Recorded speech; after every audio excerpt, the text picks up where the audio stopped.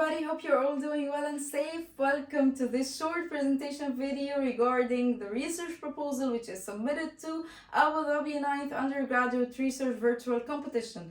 This is Nordini Affarou, Senior Accounting and Finance student at the British University in Egypt, and basically I'm so glad to have you all today in order to share with you my insights regarding the impact of green supply chain management on net income and empirical evidence from Egypt.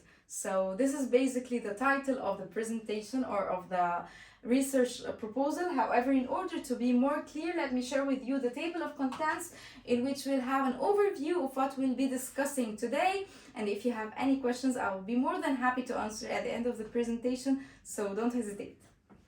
First of all, for the introduction, we will tackle the importance of field of application, the research problem and research gap, the research objective and research aim. Moreover, we'll move to the literature review, in which we will discuss the literature summary and the research questions and hypotheses, and we will end by the conceptual framework. Thirdly, for the research design, we will hit on the research methodology and the data required and the data collection methods. Finally, the sampling and the statistical techniques used to analyze the data. Lastly, we will have the future implications for the research topic. To start with, let's discuss something we are all familiar with nowadays, which is the inevitable challenge of contamination or of environmental degradation that is facing all societies globally nowadays. This has been the result of increased economic growth that has just encouraged all the competition among companies in different sectors and in different industries, and resulted in an accelerated economic growth. Although this economic growth has resulted in economic wealth for all generations and for all people, it has had a negative impact on the environment, which hinders sustainability and which sacrifices and deprives the needs and the wants of the future generations from being met. And this is not compatible by the SDGs or the Sustainable Development Goals by the United Nations.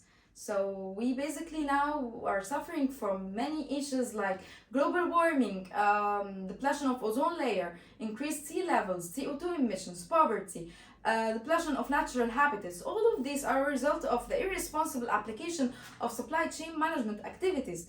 So this has been the pillar upon which the green supply chain management activities took place and took emergence in the last years, and it's become a booming trend in order to have a greener approach towards supply chain management activities, and to be environmental friendly and to reduce the negative impact of activities that have on the environment, and to ensure the sustainability of supply chain management activities. This is under the umbrella of sustainable supply chain management. However, we'll discuss the green supply chain management in details.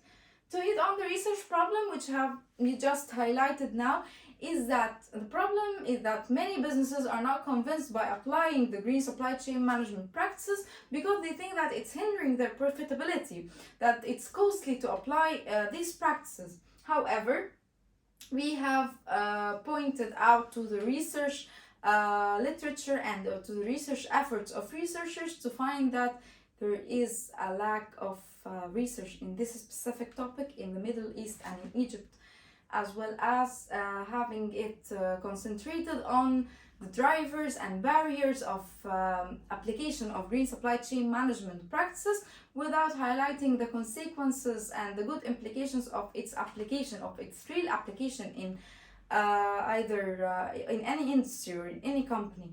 However, when it's studied in companies, it was studied on the overall firm performance or the financial performance without highlighting a specific income statement item, which is the net income, which is a really important an indicator for profitability for any firm, to convince any firm of applying green supply chain management practices. Another limitation that the cross-sectional nature of many research that were made hindered its applicability. So we try to overcome all of this research gap, as we will discuss later in the research methodology part. However, let's highlight the research aim, which is studying the impact of green supply chain management practices on net income. and subsequently the objectives is to review the literature of green supply chain management and net income, and to review the trends of green supply chain management and net income of Egyptian firms from the year 2015 to 2020, and finally to test hypotheses and to reach a conclusion regarding the impact of green supply chain management on net income. So basically for the literature, we have to highlight that there are contradictions in literature. On reviewing literature, some researchers say that there is a significant relationship between green supply chain management practices and net income. Others say there is no significant relationship. And for those who said there is a significant relationship, some reached that there is a positive relationship, and others said there is a negative relationship. That there are contradictory views in literature regarding this specific item, and they did not hit on the net income specifically, but they hit on the financial performance and operational performance of companies. Moving forward to the research question, the main question is what is the impact and what is the relationship between green supply chain management practices and net income? For the research hypothesis, we have two main hypotheses. The first one is there is no significant relationship between green supply chain management practices and net income. The second one is there is a significant relationship between green supply chain management practices and net income. And this is what we will be testing in the statistical analysis part. However, this is a conceptual framework highlighting the independent and dependent variable. Moreover, moving forward to the third part, which is the research design, it's a quantitative methodology because it depends on numbers and it depends on secondary data from open sources. We need sustainability reports for the companies, and we need the financial reports for the same companies as well. In the sustainability report, for the collection method, we will highlight the 5 main practices of green supply chain management practices, which are the internal environmental management, the green purchasing, the customer cooperation, the eco-design, and the investment recovery. 5 main practices, and we will see in the sustainability report whether the company applies or says explicitly that it applied those practices.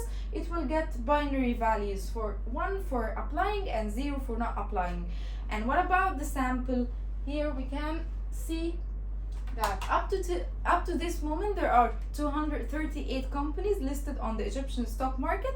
However, in order to be more judgmental and more purposive in selecting the sample, we got the access to S&P ESG, environmental, social and governance index for the Egyptian stock market listed companies, and we found there are 30 companies listed on this index. So this is the entire population of the index, and it will be the sample due to its small size, but it will be generalizable because they are all the listed companies in the index.